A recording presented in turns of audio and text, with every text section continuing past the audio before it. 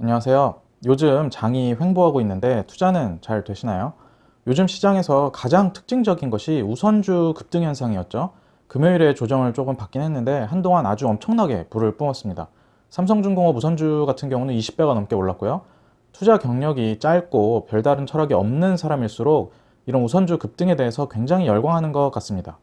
어제 제가 회사 선배랑 점심을 먹으면서 주식시장 이야기를 하고 있었는데 바로 옆 테이블에 앉아서 밥을 먹던 30대로 보이는 남자분 두 분이 우선주 이야기를 하더라고요. 그러면서 한 분은 완전 초급등한 우선주 몇 종목을 말하면서 앞으로 차근차근 모아갈 것이라고까지 이야기를 하더라고요. 우선주에 대한 밸류에이션 이해도가 낮기 때문에 저렇게 본주 대비 어마어마하게 비싼 우선주를 차근차근 모아간다는 말을 하는 것이라고 생각을 합니다. 그리고 제가 2019년 여름에 포트 종목 중에 하나로 삼성전자 우선주를 편입해서 보유 중이라는 말을 가끔 했는데 제 블로그나 유튜브 영상에 왜 삼성전자 본주 대신 삼성전자 우선주를 선택했는지, 왜 우선주가 본주 대비 주가가 낮은지 묻는 질문도 가끔 달리더라고요. 그래서 최근 우선주 광풍도 불고 있고 해서 오늘은 우선주의 밸류에이션에 대한 이야기를 해보겠습니다. 먼저 상황이 정상적일 때 우선주의 가격이 어떻게 형성되어야 하는지 그 구조를 알아볼 것이고요. 지금 그럼 우선주 광풍은 어떻게 봐야 하는지 짧게 이야기를 해볼게요. 그리고 마지막으로 우선주 투자를 어떤 식으로 해야 되는지도 이야기를 해보겠습니다. 먼저 우선주의 가격 형성에 대해서 살펴볼게요. 우리가 사전적 의미로 주식을 보통주랑 우선주로 나누잖아요. 우선주가 뭐냐면 정확히 이야기하면 기업이 배당을 하거나 기업이 해산 혹은 청산할 경우 자녀 재산 배분에 있어서 보통주 대비 우선적 지위를 갖는 주식을 말합니다. 그리고 이런 우선적 지위가 있는 대신 의결권이 부여되지 않아요. 근데 우리가 기업을 청산해서 재산 나눠받자고 주식 투자하는 것이 아니고 실제로 기업이 부도나서 해산되더라도 채권자들이 먼저 자산을 매각해서 채권을 회수하기 때문에 우선주든 보통주든 주주들 차례까지 돌아올 청산 잔액이 남아있지 않습니다. 그래서 자녀 재산 배분에서 보통주에 우선한다는 말은 사실 거의 의미가 없고 배당을 더 받으면서 의결권이 없는 주식 정도로 이해를 하시면 편합니다. 자, 여기서 제가 의결권이 없다고 했잖아요. 의결권도 명백한 권리고 지분 대결이나 감사 선임 관련 3% 룰 같은 것을 적용할 때 굉장히 중요하게 작용하기 때문에 의결권에는 프리미엄이 붙습니다. 회사를 M&A 할 때도 매도자 지분이 과반을 넘거나 회사를 컨트롤하기 충분한 지분을 매각할 때는 인수자 측에서 컨트롤 프리미엄이라고 해서 지분에 대한 프리미엄을 주거든요. 제가 가입자 게시판에서는 한번 언급을 했었는데 이번 IS 동서가 코인텍을 인수한다고 공시를 했을 때도 인수 가격에서 지분에 대한 프리미엄을 고려해서 개인 투자자가 생각할 수 있는 적정 가격을 산정하고 접근해야 했습니다. 그럼 대충 인수 이벤트를 활용해서 기존 보유자들이 엑시트할 수 있는 적정 가격 레인지가 나오거든요. 아무튼 이야기가 약간 옆길로 샜는데 이런 보통주의 의결권은 기업 경영권 장악에 중요한 역할을 하기 때문에 의결권에는 프리미엄이 붙어 있어요. 그럼 반대로 우선주에는 의결권이 없기 때문에 의결권 프리미엄만큼 디스카운트 되어야 하고 그에 따라서 우선주의 가격이 보통주 대비 당연히 낮거든요. 그리고 제가 앞에서 기업이 배당을 할 때 우선주가 보통주 대비 우선적인 지위에 있다고 했잖아요. 우선주도 종류가 있고 배당이 누적되는 것도 있고 뭐 좀 더 자세하게 들어갈 수 있는데 복잡하니까 지금 그냥 단순화시켜서 이야기를 할게요. 우선주가 배당에 있어서 보통주 대비 우선적 지위에 있다 보니 우선주 배당금이 조금 더 많습니다. 삼성전자 같은 경우는 우선주가 배당금이 주당 1원 정도 더 많고요. 그래서 가격은 보통주 대비 낮은데 배당이 보통주보다 높기 때문에 시가 배당률은 우선주가 더 높아요. 그래서 우선주 가격은 의결권의 가치와 배당에 따라서 차이가 당연히 납니다. 제가 차근차근 설명을 드릴게요. 이런 설명을 들어야 지금 우선주 장세가 파악이 되고 우선주 투자에 대해서 스스로 판단할 수가 있어요. 그냥 여기까지만 보고 단순하게 보통주 대비 우선주 가격이 낮다라고만 알면 도대체 얼마나 낮은 것이 적당한가에 대한 기준이 아무것도 없어서 판단이 어려울 수 있습니다. 이 부분에 대한 실마리를 제공해 주는 것이 크게 세 가지가 있는데 그 세 가지가 기업의 투명성, 의결권의 가치, 그리고 주주환원 정책이에요. 이게 일률적이지 않고 경우의 수가 조금 나오는데 예를 들어서 설명하겠습니다. 만약에 A라는 중견기업이 있고 이미 대주주가 지분의 60% 정도를 보유하고 있어서 경영권에 그 어떤 위협도 없다고 가정을 해볼게요.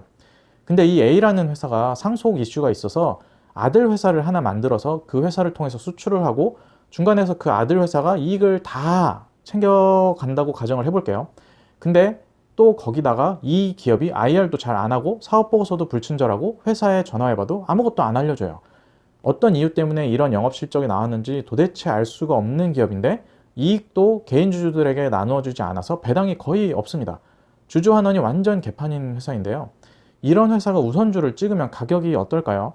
의결권을 이미 대주주가 과반 넘게 확보하고 있어서 의결권 프리미엄이 많이 없으니까 우선주랑 보통주 가격이 비슷해야 될까요? 주식의 전체 가격과 주가 상승에 대한 이야기가 아니에요. 지금 우선주와 보통주의 가격 괴리에 대한 이야기입니다. 의결권 프리미엄 부분만 보면 우선주랑 보통주의 차이가 크게 나지 않아야 하겠지만 다른 측면을 보면 그렇지 않아요. 일단 배당을 보면 소액주주들의 권리가 심각하게 침해당하고 있습니다. 먼저 아들 회사로 일감을 몰아줘 버려서 주주들에게 돌아가야 할 수익이 1차적으로 훼손됐고 거기다가 주주 환원도 안 해주고 있어서 2차적인 훼손까지 있었죠. 그리고 아들 회사로 이익을 빼돌리고 있기 때문에 지배주주의 사적 이익이 극대화되고 나머지 소액주주 이익은 심각하게 훼손되고 있어요. 의결권 가치에 대한 프리미엄은 없지만 우선주가 가지고 있는 메리트인 기업 자녀 이익 배분에 대한 우선적인 지위 자체가 아무짝에 쓸모가 없는 것입니다. 우선주의 존재 이유가 기업 이익이나 자녀 재산 배분에 대한 우선적인 지위인데 이익이 빼돌리고 남은 것마저도 나눠주지 않기 때문에 이 우선적 지위에 대한 가치가 제로에 수렴하는 것이죠. 이런 회사 우선주는 그래서 본주 대비 괴리율, 그러니까 가격 차이가 심각하게 벌어집니다. 또 하나 예를 들어 볼게요. 좀 현실적인 걸로 예를 들어 보겠습니다. 이 회사는 지배 구조가 단단해서 의결권에 대한 가치 자체는 소액주주에게 의미가 없다고 해볼게요. 근데 굉장히 투명한 회계 정책을 시행하고 있고 주주 환원도 장기적인 계획 하에서 분명한 원칙, 예를 들어서 이익의 30%는 배당한다, 뭐 이런 식의 원칙 하에서 투명하고 예측 가능하게 배당하고 있어요. 그리고 회사도 장기 시계열로 보면 성장을 계속하고 있어서 배당 금액도 많이 늘어나고 있고요. 그러면 의결권 프리미엄도 낮고 배당도 훌륭하게 성장하고 지배주주의 사적 이익이 극대화되지도 않아서 자녀 재산 배분에 대한 기대를 지속적으로 할 수 있게 되겠죠. 이러면 딱 의결권 프리미엄만큼만 할인받으면 되고 그 프리미엄 가치 자체도 높지 않겠죠. 보통 기업 회계가 투명한 선진국 주식시장에서 의결권 프리미엄으로 쳐주는 것이 가격의 10%에서 20% 내외예요. 기업이 투명하고 배당 정책도 분명하고 의결권에 대한 특별한 프리미엄을 지불할 필요가 없다면 원칙적으로 우선주가 보통주 대비 10에서 20% 이상의 할인을 받는 것은 합리적이지 않거나 뭔가 다른 이유가 있다는 것입니다. 자, 우리나라에서 현재 이렇게 투명하고 배당에 대한 예측이 가능하고 장기 성장에 대한 주주들의 예상이 서 있는 기업이 어디가 있을까요? 제 생각에는 가장 대표적인 것이 지금 기준에서는 삼성전자라고 생각을 해요. 그래서 삼성전자 우선주가 본주 대비 할인율이 15% 내외에서 형성되고 있는 것이고요. 이 할인율이 크게 벌어지면 시장 참여자들에 의해서 순식간에 좁혀지겠죠. 어느 정도 괴리율이 적당한지에 대해 감을 잡으실 때 그래서 기업의 장기 성장 가능성, 배당의 투명성, 배당의 지속성, 회사의 투명성 같은 것을 종합적으로 보셔야 하는 것입니다. 같은 맥락으로 만약에 리노공업 같은 회사가 우선주가 있었다면 보통주와 괴리율이 거의 없었겠죠. 자, 제가 지금 우선주에 대한 할인율 이야기만 하고 있는데요. 우선주 가치가 더 높게 형성되는 경우는 이야기를 안 하고 있잖아요. 왜 그럴까요? 이거 아주 정말 단순한 이유입니다.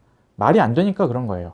기업 자녀 재산에 대한 우선 배분권이 있어서 배당에 대해 일정 부분 이득이 있다고 하더라도 그 우선주에 대한 배당이 본주 대비 막 30%, 40%씩 높은 것이 아니거든요. 아주 약간의 차이예요. 그리고 아무리 의결권 프리미엄이 약하다고 하더라도 감사 선임 관련 룰도 있고 그래서 의결권 프리미엄이 제로가 될 수는 없습니다. 그래서 정상적인 경우라면 우선주 가격이 보통주보다 낮아야 돼요. 그럼 지금 우선주 광풍은 뭘까요? 우선주 광풍이 불고 있는 기업들 잘 보시면 하나 특징이 있습니다.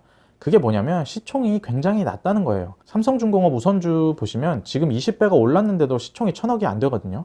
장난치기 딱 좋은 사이즈이기 때문에 우선주가 아무 이유 없이 급등하는 때가 지금 말고도 종종 있었습니다.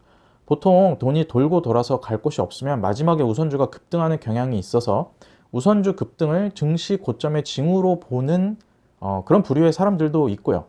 투자하시는 분들은 이런 우선주 급등 같은 것을 부러워하시면 안 된다고 생각을 합니다. 이런 우선주들은 올라갈 때 살 수가 없어서 기다리다가 금요일처럼 상한가 풀릴 때 개인들이 막차 타고 막 우우 사거든요. 근데 이런 주식들은 내려 꽂을 때 하한가로 내달리기 때문에 개인들이 팔 수도 없어요. 살 수도 없다가 막상 사니까 급락해서 팔 수도 없게 막 10분의 1 토막씩 나버리고 이러거든요. 상식적이지 않은 비이성의 영역입니다. 이런 쪽에 혹해서 돈 넣으면 뭐 이거 한두 번은 돈을 벌지도 모르지만 투자해서 장기적으로 부자가 되기 위해서는 무수한 반복 게임의 승자가 되어야 되거든요. 이런 비이성에 돈을 넣는 것은 확률이 낮은 단판 게임에 인생을 거는 겁니다. 그리고 애초에 이런 류의 투자에 인생 걸 만큼 돈을 넣지도 못하고요. 이런 급등하는 우선주 보고 지금 사도 되나요? 라고 물어보시는 분들은 투자를 하지 말아야 하는 사람들이에요. 차라리 예금이나 적금 같은 거 넣으면서 시장 유동성 증가분 만큼 확실하게 손해보는 게 이 사람들한테는 오히려 이득일 수 있습니다. 제가 영상 초기에 이야기했던 옆 테이블에서 밥 먹던 아저씨들이 말한 급등하는 우선주 차근차근 모아간다는 말은 거의 궤변에 가깝다고 할 수 있죠. 뭐 차근차근 사면 뭔가 가치 투자가 된다고 생각하시는 것 같아요. 이런 급등한 우선주들 진짜 지금 가격에서 물리면 살아생전에 주가가 본인 평당 근처까지 다시 안 올 수도 있는 거 아시고 돈을 넣으셨으면 좋겠습니다. 아마 자식 3대를 물려줘도 지금 가격 안 올 수도 있어요. 그러면 우선주 투자는 아예 쓸모가 없을까요? 전혀 그렇지 않습니다. 오히려 괜찮은 기회를 줄지도 몰라요. 저런 급등하는 비이성적인 우선주 투자가 아니면 괜찮은 기회를 찾을 수도 있습니다. 그 대략적인 스킴을 말씀을 드릴게요. 제가 앞서 잠깐 언급했는데 기업이 투명하고 장기적으로 성장하고 있고, 여기서 성장은 장기 EPS 추세가 우상향한다고 생각하면 되겠죠. 그리고 주주환원도 일관된 철학하에 투명하게 실행되고 있다면 본주와 우선주 간의 괴리율이 시간이 지날수록 좁혀지는 것이 정상입니다. 그러면 반대로 저렇게 기업 투명성과 주주환원, 성장성이 개선되고 있으면서 아직 괴리율이 극심한 종목의 우선주를 찾아서 매수한다면 기회가 될 수도 있겠죠. 지금 삼성전자 우선주 기준 보통주랑 우선주 가격 차이가 15% 내외에 불과한데 2013년만 하더라도 우선주가 보통주의 반값이었어요. 그럼 삼성전자 우선주 보유자들은 본주 보유자 대비 시가 배당률도 훨씬 높고 배당 성장도 누리고 있고, 성장에 따른 주가 상승률과 우선주 할인율 해소를 쌍으로 누릴 수 있었겠죠. 2013년에는 삼성전자가 주주환원의 적극적인 회사가 아니었습니다. 그런데 바뀌기 시작하고 괴리율이 좁혀지면서 우선주 투자 수익률이 더 좋을 수 있었죠. LG생활건강도 비슷한 예입니다. LG생건은 배당은 지속 증가했지만 시가 배당률 자체가 낮아서 배당 메리트는 많지 않은 회사였어요. 근데 성장과 투명성, 배당 증가에 대한 방향성, 일관적인 방향성 때문에 지속적으로 괴리율이 좁혀져 왔습니다. 10년 전에 LG생활건강 본주가 뭐 30만 원에서 40만 원 왔다 갔다 할 때 우선주가 7, 8만 원대에 머물렀거든요. 우선주 가치가 본주의 20% 내외의 수준이었는데 지금은 거의 본주의 50% 내외의 수준으로 좁혀졌습니다. 본주의 성장성이나 배당 정책, 투명성에 대한 확신이 강하고 그 회사의 우선주가 심하게 할인되어 있다면 아주 좋은 투자 기회가 될 수도 있어요. 반면에 우선주를 보통주랑 분리시켜서 생각할 수 없는 만큼 본주 자체가 별로면 우선주 괴리율이 아무리 좁혀져도 회사 자체의 매력도가 계속 낮아짐에 따른 주가 하락을 피해갈 수가 없겠죠. 대표적인 것이 속옷 만들면서 자산주로 유명한 회사가 있죠. 본주의 경쟁력 자체를 우선주가 벗어날 수가 없습니다. 그리고 여기에는 주주환원 정책이 굉장히 중요해요. 정상적인 우선주들 말고 비정상적인 우선주들 잠깐 떨어졌다고 매수하는 분들은 제 영상 보시는 분들 중에는 없다고 믿고 싶습니다. 우선주 투자를 고려하시는 분들은 오늘 제가 대략적으로 설명드린 부분 참고하셔서 투자에 좋은 결정을 하셨으면 좋겠습니다. 오늘 제가 드릴 이야기는 여기까지였고요. 들어주셔서 감사합니다.